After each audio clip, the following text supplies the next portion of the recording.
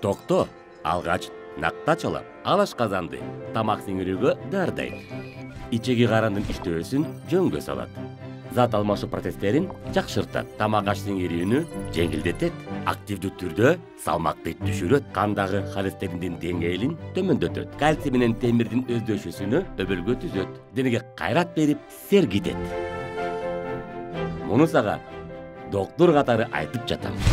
Табигый сүттөн жана тазаланган суудан турган накта азык. Адал сүттү кабыл алуудан баштап, сиздин дасторгонго чейин лабораториялык изилдөөлөрдүн 4 этабынан өтөт жана ар бир этапта анын сапаты тастыкталат. ISO 22000 эл аралык азык коопсуздук стандарттарын так сактоо менен өндүрүлөт.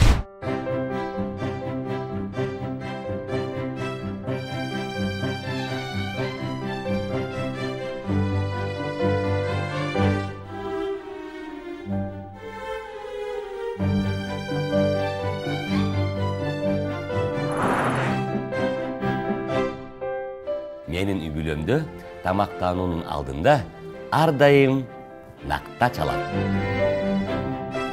Кыргыз куртология илимий изилдөө борбору тарабынан сунушталат. Белая река